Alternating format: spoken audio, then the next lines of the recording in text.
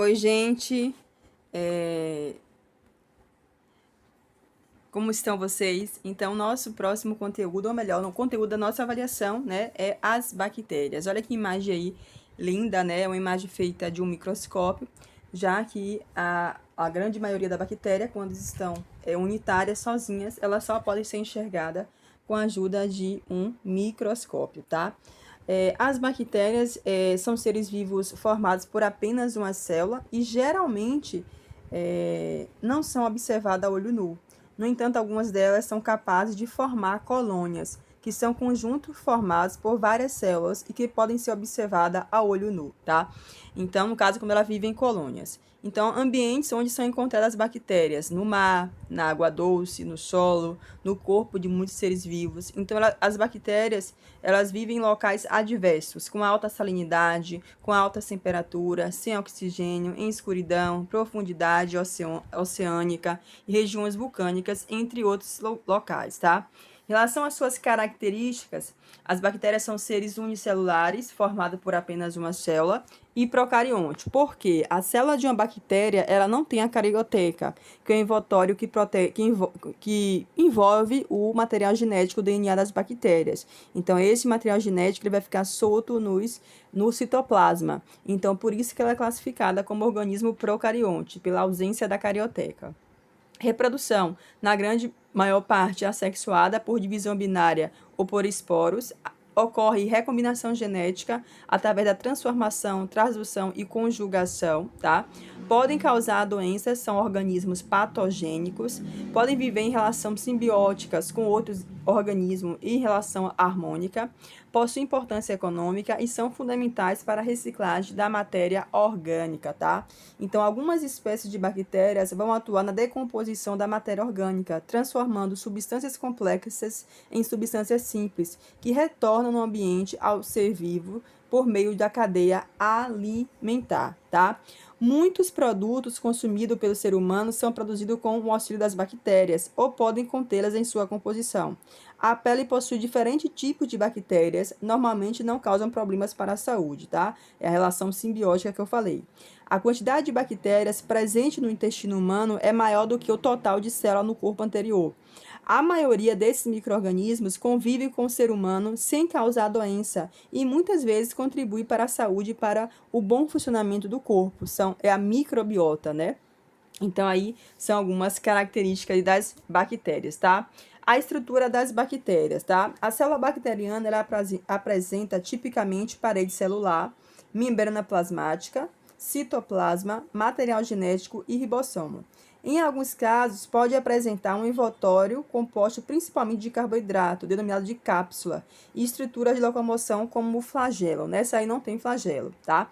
Então, o ribossomo é uma organela que em todos os organismos é responsável pela síntese o quê? Proteica, tá? A parede celular envolve a célula bacteriana, contribuindo para a sua proteção. Essa estrutura é formada principalmente por proteínas e açúcar, tá? Os ribossomos atuam na síntese da proteína e o DNA, a maior parte do DNA das células bacterianas, associa-se a proteínas, formando a estrutura celular denominada de cromossomo bacteriano. E o citoplasma é a parte gelatinosa, onde está aí mergulhada a organela ribossomo e o seu material genético, tá certo? A forma das bactérias, então aí você tem forma de coco, cocos, que é a célula em formato de esfera, o vibrião, tá? Que é a célula em formato de uma vírgula, semelhante a uma vírgula, e o bacilo, que são células em formato alongado, tá? E existem bactérias, como você está vendo aqui, ó, Streptococcus, são várias cocos juntos, né, formando uma colônia, né? As bactérias que vivem em colônias. E muitas bactérias vão possuir o flagelo, aqui, por exemplo, né, flagelo para a sua locomoção, beleza? Aí a questão da nutrição, né? Tipo de nutrição. Algumas são fotoautotrófica, a fonte de energia à luz. Outra fotoheterótrofa, que tem fonte de energia à luz e fonte de carbono, os compostos orgânicos. Algumas são quimiautotróficas, fonte de energia em geral são elétrons energizados de compostos inorgânicos. E as quimioheterotróficas, em geral, elétrons energizados de compostos orgânicos como sua fonte de energia, tá? Aqui, em relação, existem bactérias que são autotróficas, que fabricam seu próprio alimento, que pode ser fotossintetizante ou quimiosintetizante, como eu falei no slide anterior.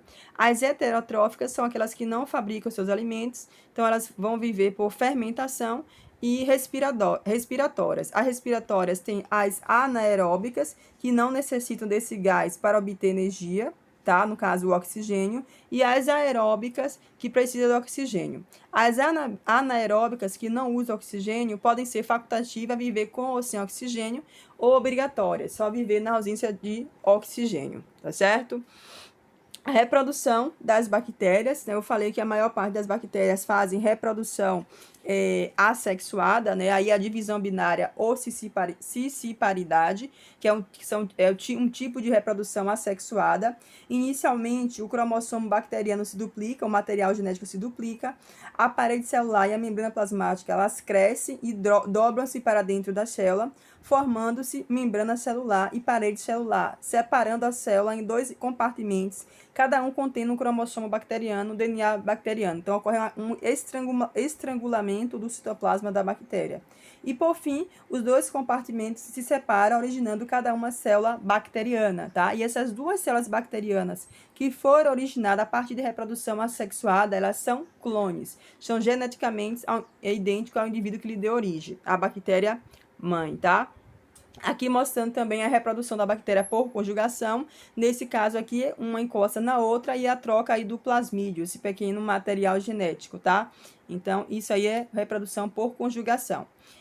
A importância das bactérias, né? As cianobactérias na produção de oxigênio, as bactérias decompositoras que decompõem a matéria orgânica e fazem reciclagem dessa matéria orgânica, tá? Transforma em compostos mais simples. As bactérias nitrogenadas, que vivem nas raízes das plantas leguminosas, fixando o gás em maior parcela na atmosfera, que é o nitrogênio, que é importante na síntese de proteína dos animais, tá? A importância também os probióticos, né? Quem nunca tomou lactobacillus, o Yakult, né? Então, são organismos vivos que, quando administrados em quantidades adequadas, conferem benefício à saúde hospedeira, matando, inclusive, as bactérias patogênicas, tá certo? Produção também de alimento, fermentação lática, né? Aí, para fabricar alimento, produção acética também, aí do vinagre. Na indústria farmacêutica, as bactérias, os antibióticos são medicamentos para matar bactérias, são feitos com os tipos específicos de bactéria, então é muito importante aí na indústria farmacêutica. Também são importantes na biotecnologia, né, para a síntese de substâncias como a insulina. Então, a gente tem a importância das bactérias, tá? As principais doenças causadas por bactéria, a gente tem a tuberculose, a hanseníase, cólera, tétano, meningite, difteria, leptospirose, coqueluche, sífilis, gonorreia, pneumonia, que tem a bacteriana e a viral, e a bronquite, né? São algumas doenças acometidas por bactéria. Diferente do vírus, as bactérias têm um tratamento mais eficaz, no qual você consegue matá-la, que é o que? O antibiótico. Mas tem que ser um antibiótico específico. Por isso que a gente não pode estar com a garganta inflamada e tomar o que? Um antibiótico sem prescrição médica. Porque precisa saber que tipo de bactéria você tem para criar um antibiótico que específico, tá bom? Certo, gente? Aqui são algumas doenças, né, bacterianas e os seus sintomas, tá? Vou deixar esse slide lá no Drive, na plataforma Iônica, para que vocês possam dar uma lidinha, tá bom, gente? Então é isso que eu queria falar para vocês sobre bactéria. Bons estudos e um grande beijo!